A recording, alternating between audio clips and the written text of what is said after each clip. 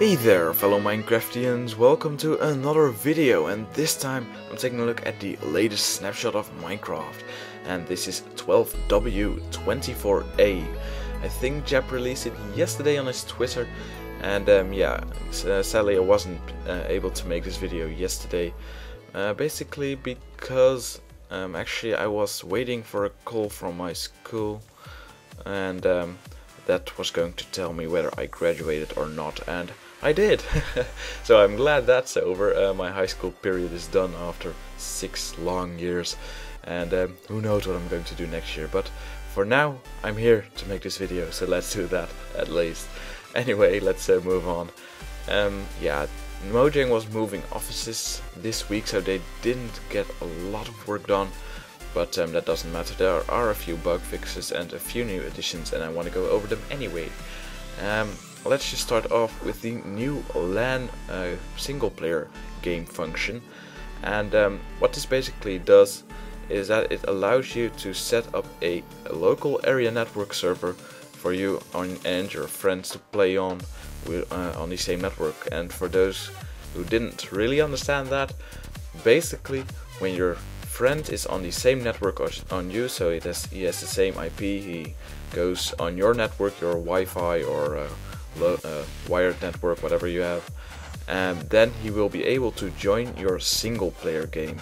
And there is one way to do that, and you will need to have a world with cheats enabled, and you will both need to have snapshot, of course. You're going to have to type /publish, and when you press enter it will say local game hosted on Tim PC 49725. Well, of course it's not going to say Tim PC for you, but my name is Tim, and that is an automated generated computer name, which I haven't changed because I was too lazy to do that actually. But anyway, and after that a port number, and I think that when a friend of yours then who is maybe sitting next to you with a laptop or anything like that, who is connected to your network, then he can just put that in a multiplayer like a connect to IP address multiplayer server thing, and then you will just connect to your single player world, so no more hassle with setting up multiplayer servers and such. This is just a whole lot easier. Now this is still very buggy, so I'm gonna watch out with that, but I'm sure they will release a lot of bug fixes for that in the future. This is, well, of course just a snapshot, and we are here to find those bugs. But yeah, now this publish command was also not permanent. This is going to be changed as well, maybe, I don't know, this is just a utter guess, maybe a button or something, but it's not going to stay the same command.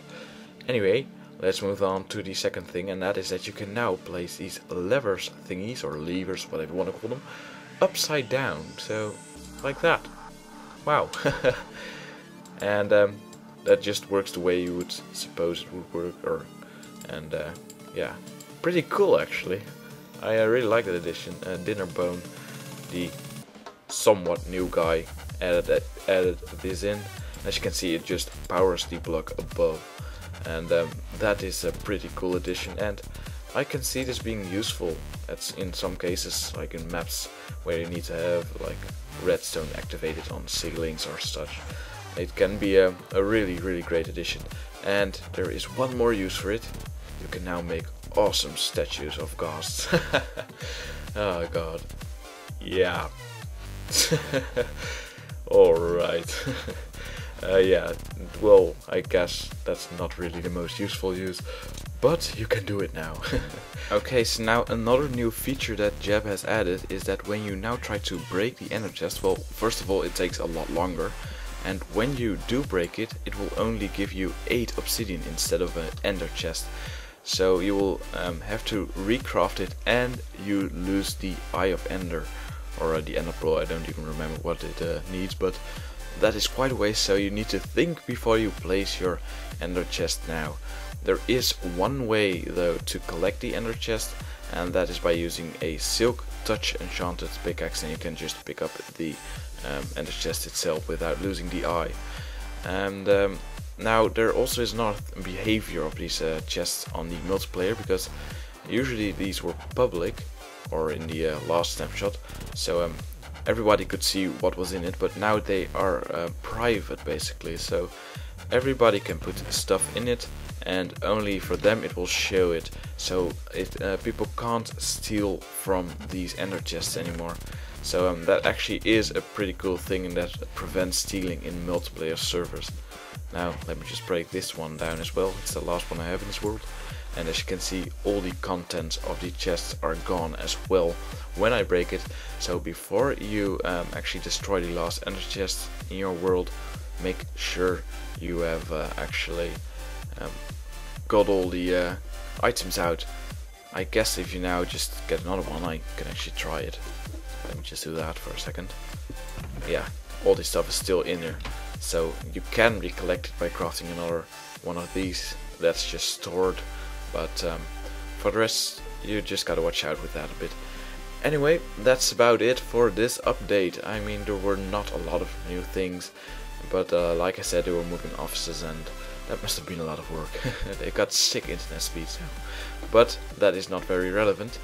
And yeah, that's about it. I hope there will be some more features maybe next week, and I also hope that 1.3 will be released soon. Anyway, time will tell. For the rest, thanks for watching, and I hope to see you next time.